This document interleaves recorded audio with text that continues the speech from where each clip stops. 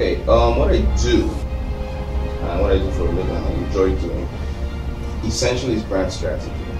Fundamentally, that is to say, I take brands from inception through conception all the way to execution. A lot of strands there. Yeah, but what that means is I look at companies, I look at brands, I look at individuals, and I try to figure out exactly who they are, where they want to go, and how to get them there.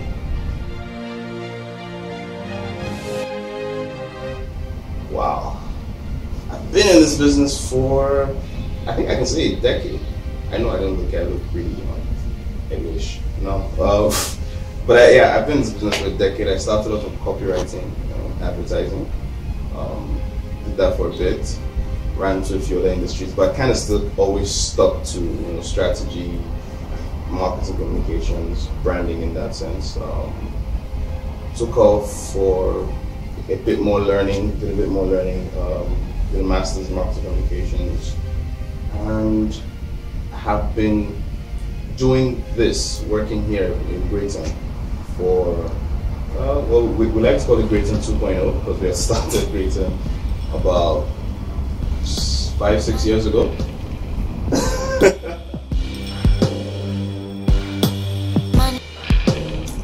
Man, every day is a pitch. Really, I mean, no joke, really.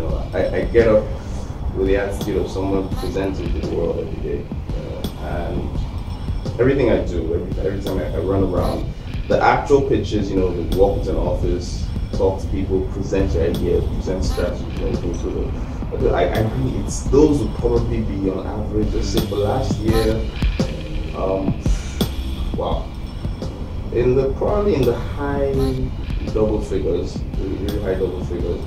But a lot of the pitches, I end up doing are actually more informal.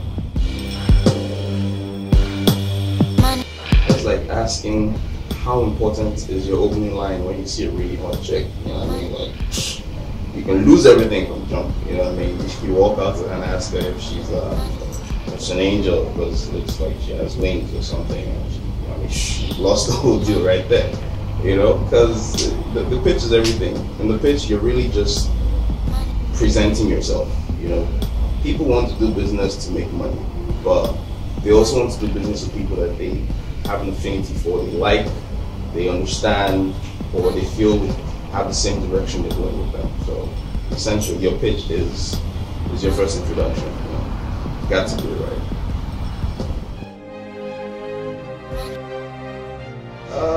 Well, yeah, I kind of gargled twice with EXO. It's a really expensive thing. Give my voice, the chords just get a little bit more classy. No, I don't do that. I would never waste EXO. Yeah, and prep for pitch. I practice. Oftentimes, just do it in my head. I don't always do it outwardly because I like to keep the stuff a little fresh. So, sometimes we practice in the office as well. If a team is going to present, we get together, we practice. But then, personally, I still try to do it in my head, try to come up with new things. And I don't want to say them before I actually say them. So sometimes I don't say them out, but it's a lot of practice.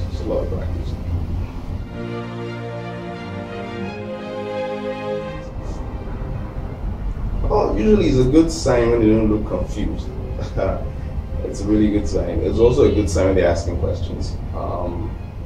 In my experience, what you're actually looking for in the pitch, usually whenever you're presenting to someone or people, there's usually a decision maker, somebody who has, to some extent, the ability to say yes, no, or moving forward with this direction. And you have to source out the person in the middle of the presentation. So while you're speaking, or while members of the team are speaking, you're sourcing out those people.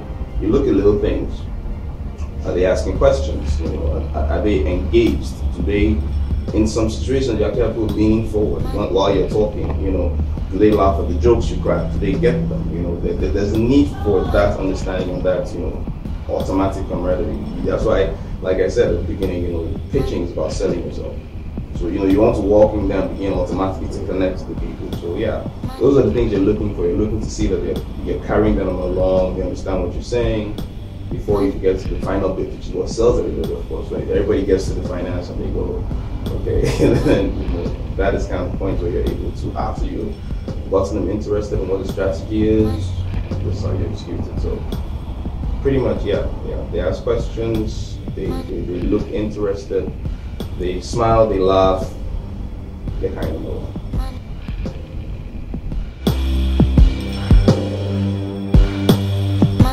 The funniest thing about that is, the best people you actually want to pitch to always believe they can get a better price. I mean, that's business 101. You can always get it for cheaper, you can always get it for in that sense. So it's a constant battle.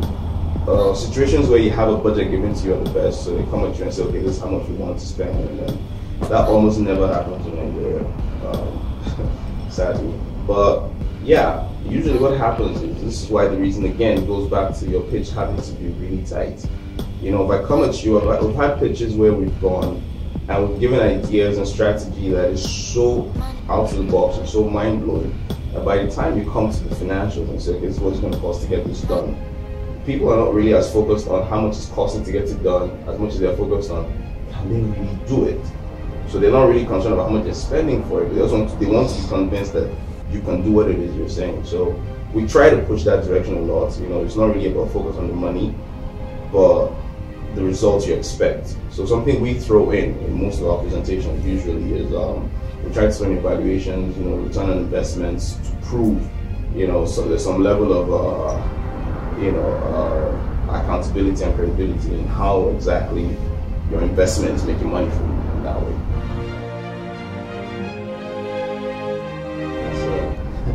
That's a very real problem. It's a very realistic problem. Unrealistic expectations, everybody does that. Everybody really does that. There's a couple of ways. First off, from jump, you have to set actual realistic goals. It's important in the conversation from the beginning to be able to say to yourself, what exactly what are you looking for here? And once anybody comes at you with unrealistic expectations, you go back to statistics. You go back to what has happened, what is happening, and what can happen. You have to be realistic about it. You have to be able to nip it in the bud. Don't let it get beyond, the initial conversation to the point where you're closing the deal and then someone says, but I thought, then you have a problem later on. So yeah, so for us, what we do is we look exactly at what it is you're expecting, we hear about it, and we let you know how feasible that is straight up with the backing of statistics for your industry, expectations, where they should actually be. Well, I subscribe to Donald Trump's idea of any deal you cannot close in 3 meetings either will never be closed or it's not even worth it. I'm a very strong advocate for that, because really we don't really have time to mess about. And the thing is, quite honestly, you always would like to believe that you have the best idea, particularly in a situation where you're pitching against other people and you don't get to actually see where the pitches are. So you have liberty to say, I have the best idea, this was just perfect, You took your time, you worked on some stuff that was really good, but you don't necessarily always know. Some situations you actually do know. So somebody internally might tell you, you guys you're the best that we saw and everything. There's only so much you can do, it's short of holding people hostage or something, I don't know. There's only so much you can do. At the end of the day, it goes back to how well did you pitch? Did they believe that you're the only person that could actually do what it is they want you to do? Another thing I believe in is the Joseph theory of business, where the person that interprets the dream right is the person that Pharaoh will call on to actually execute it. So it's kind of how it works for us as well. We believe that we come up with strategy, we come up with ideas, and you push them, and this is what we have seen happen. People tend to believe, if you can think it this way, you can see it this way, we should have you do it.